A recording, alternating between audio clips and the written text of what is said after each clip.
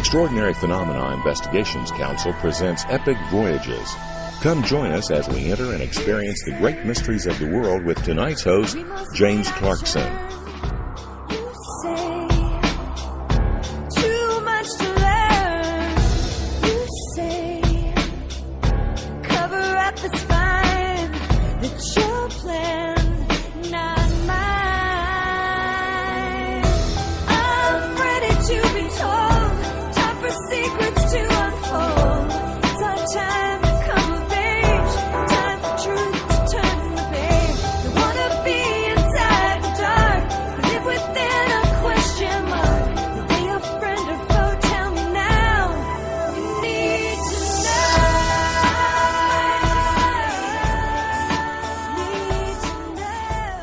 This is a broadcast of the Inception Radio Network, presented by EPIC, the Extraordinary Phenomena Investigations Council.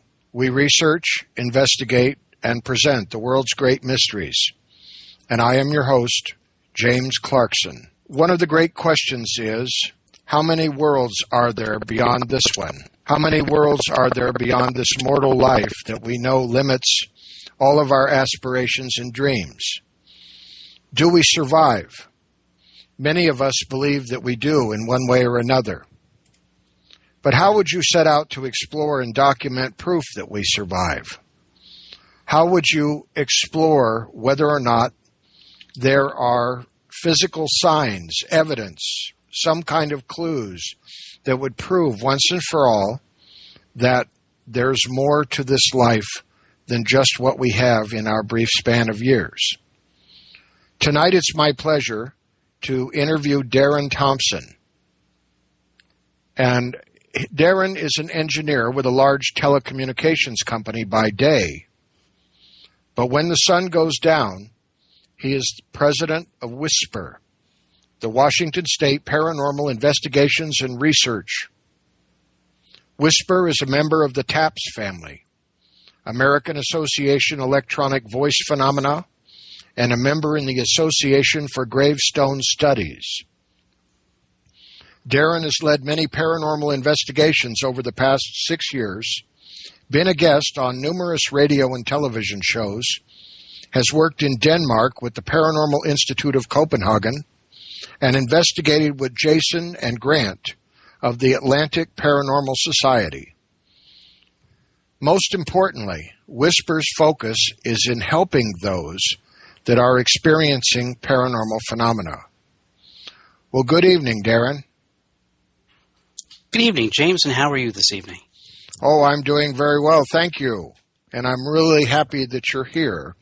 And I want to just give a little brief background as to how it is that I know you, and set the stage for what I hope you will explain to people what WSPIR's all about.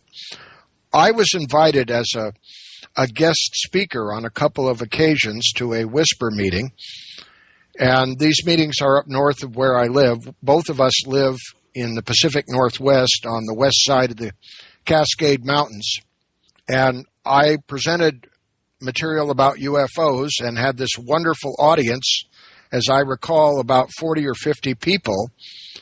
But what really fascinated me, because of my law enforcement background, was that I was listening very closely when there was discussion about training and equipment and who had what position and different types of procedures that would be followed during the investigation of various locations. And to be honest, it reminded me a lot of a SWAT team, because everybody seemed to know their assignment, and their people practiced their drills. They seemed to know what to do, and I suddenly realized that there was way more to serious paranormal investigation than I thought there was. So could you kind of tell us about what you do? Well, with that description, I was envisioning like ghost hunters or, Ghostbusters, but then like a SWAT team of Ghostbusters. It was quite the imagery in my head. Those were just my impressions. Yeah. And we find that in doing any type of research, to do it, you have to do it methodically, with purpose and intent, each person plays a role in an investigation. We don't have people on our team who are just there to be there. They have a role within the investigation and to execute those roles. And then we have the protocols and procedures to make sure it's done in a consistent way each and every time. If you're gathering evidence from an investigation, you have to make sure that the way that that investigation evidence was obtained was in a way following a specific protocol. Just like a crime scene, you want to make sure that you didn't taint the evidence, that you are above board, that people can't they will always question your evidence. That's something I'd like to talk a little bit about as well. But we want to make sure that we have, to the greatest of our possible attention, taking care of all the doubts that people would have. Oh, I bet you didn't do this. It's like, oh, no, in fact, we did, because we followed the process. And this is the only way really to get any type of quantifiable evidence, is to do it the same way each and every time. Well, what would happen? Let's say that I called WSPIR and I said I'm having some sort of a disturbance or manifestation. How would you proceed? The first thing is, depending on how I was contacted, would be to, well, if it's an email, read through it and kind of put the details aside. Much like your UFO investigations, the main point is the interview. It's an individual has perceived this activity has occurred in their home or residence. And so we want to extract from them as much information as possible, pose questions to what they've stated. I saw a man at the top of the stairs. Did you see all the man, half the man? Were you by yourself? Who was there with you? What was going on? We try to walk them through the experience again to gain even more information that perhaps they weren't even considering, because you don't know what's important when you're telling your story. So we take all of that. Once I've got that fairly decent story from the witness, we'll arrange to go and meet you. And then we will interview you yet again, but this time on video, because I want to be able to see how you reacted to questions. Part of it is to determine whether you remember this correctly, or whether you're kind of creating some of the information. See how you respond to different questions.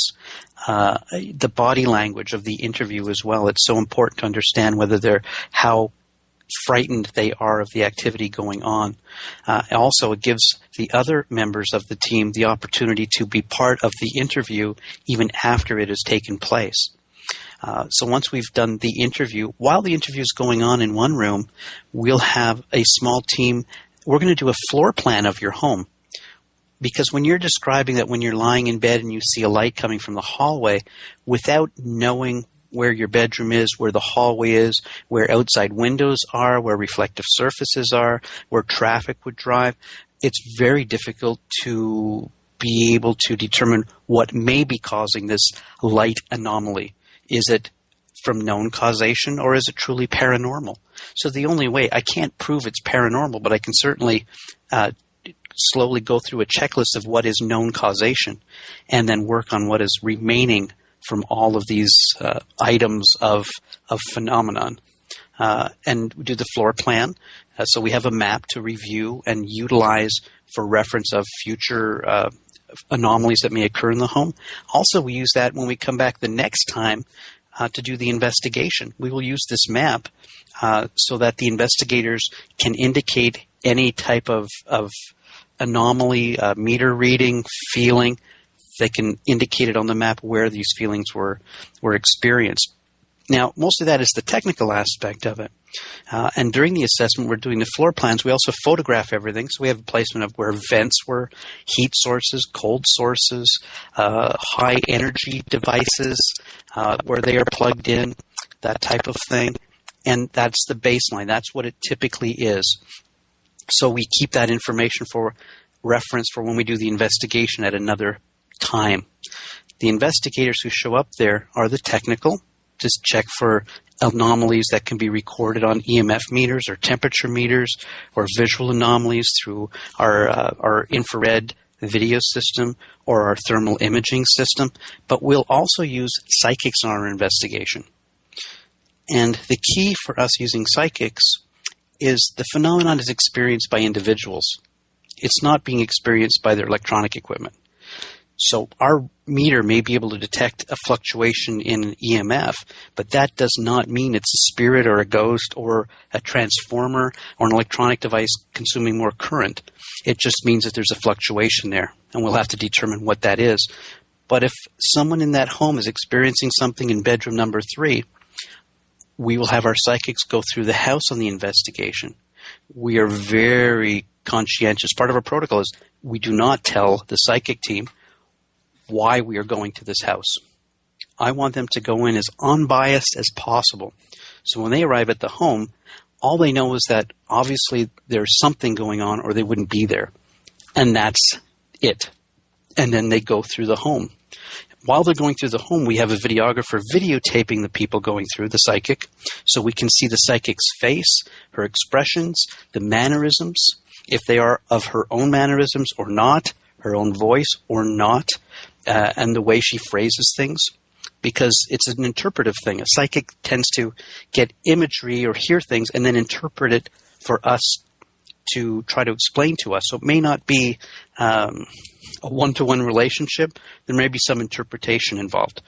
And then once that team's gone through with the videographer, an observer who's physically documenting what they're observing of the team, and a tech. So when the psychic senses a cold spot, we can determine whether it truly is a thermal drop of temperature, or whether it's just a physiological response that they're sensing something's around and they get the shivers and they feel cold.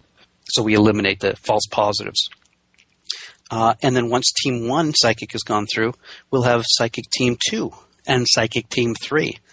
And the 3 teams will not communicate with one another till everything has been completed. And then we compare those 3 snapshots of what they experienced in the home, as well as the interview that we had. And then we review all of those things.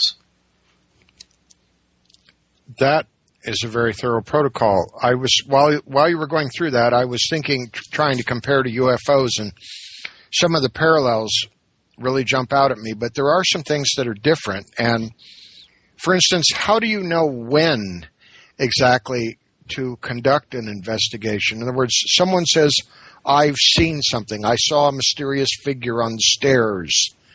What if it's not repetitive? What if it was just one experience that was really profound and convincing? How would you know when to go back? In other words, are these things, do they occur one time? Are they always repetitive? Or how does this work? What we do, part of the interview process, is after I'm finished talking with the family, the individual, I will ask them to start journaling. I want to know the next time something happens and document as much of what was going on that day, from the mundane to the spectacular, because we're trying to determine what the triggers are or what the triggers may be that precipitates a phenomenon. It may not have any relationship to anything, but it may. And until we start gathering points of data, we'll never know. So if the same thing happens on a regular basis, we can then determine frequency and the time in which that does occur. And then we try to schedule the investigation to be at the time when it's most likely to occur. But we're also faced with the reality of everyone in WSPIR is a volunteer. And to my knowledge, 95% of the members of the 60 members of WSPIR have day jobs. So that leaves either evenings during the week, which is difficult because the investigations can run very late, or Friday through like Sunday in the daytime. So we have to kind of push things into the weekend time frame. Is it also possible, I'm going on the basis of different things I've read and heard, that a particular person can be a trigger? I would say the summary I could make from all the investigations I've been on is that it seems that everything is true. I've seen it related to individuals. I've seen it related to a mix of individuals.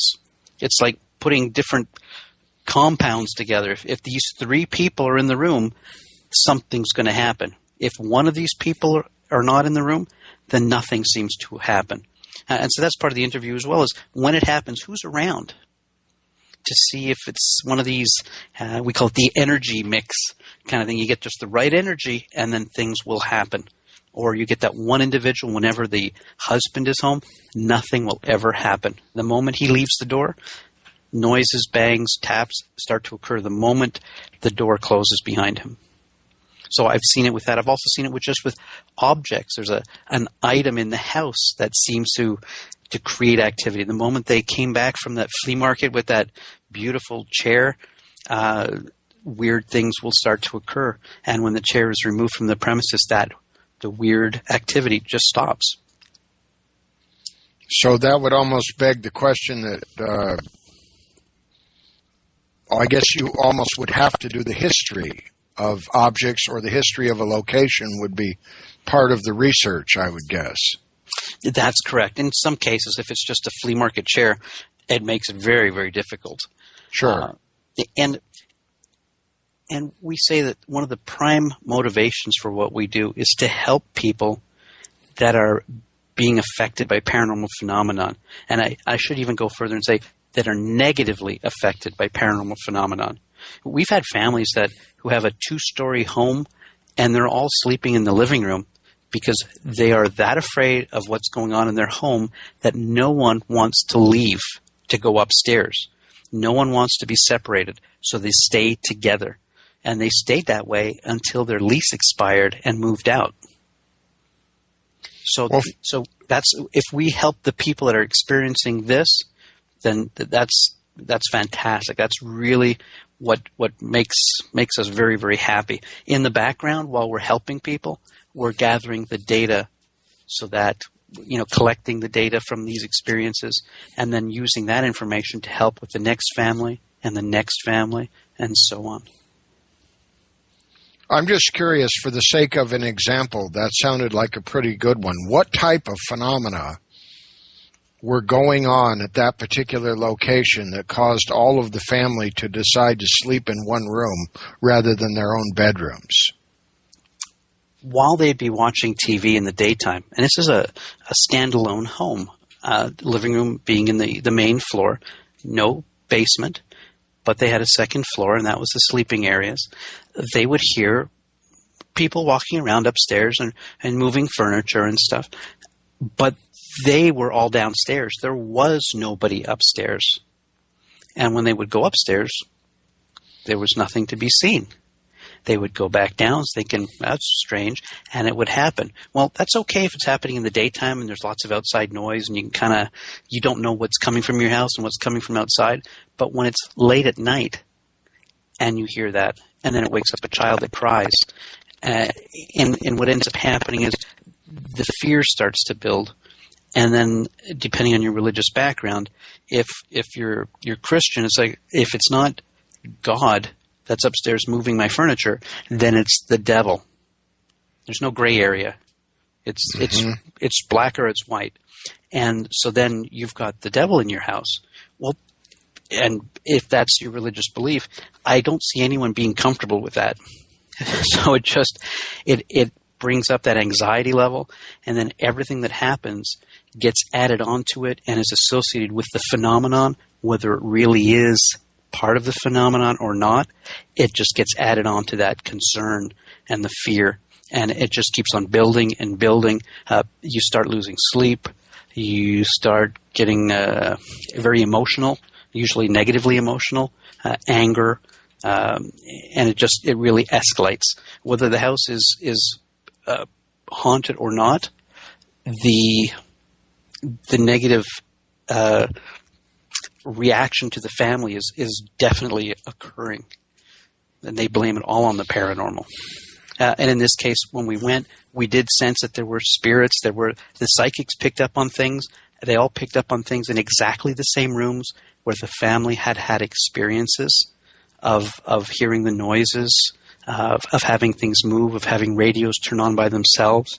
Were all in the areas where the psychics picked up.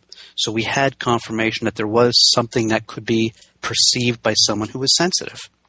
All our electronic gear did not pick up on anything. We had that wired for, I guess one of the differences that we are pretty heavy in is it's not just the video. You'll see so many of these paranormal shows on TV where they show the closed-circuit TV down a hallway, and you see a little shadow. It's like, ooh, look at that. But there's no sound. Right. So we use studio microphones and recording equipment to listen to the house as well as look at the house. When we hear a noise, I've got, in most cases, 8 points of sound where I can determine where it was the loudest. So which microphone was closest to the source.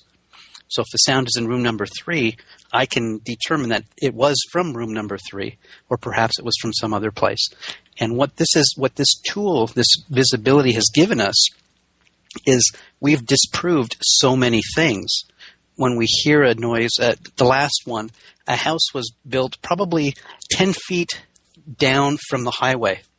And I don't mean like away from the highway. I mean the highway is at like 0 elevation, and the home you would walk down steps, and the front door is about 10 feet lower than the main road. Got it. When motorcycles would go down the highway, you'd have the Doppler effect of the motorcycle doing that. And then added that with, because they were dropped down, the sound wasn't direct. Mm-hmm. It would sound like growling. So we have audio recordings of every time a motorcycle would go by. In some rooms, it was like a... And in other rooms, it was very clear it was a motorcycle.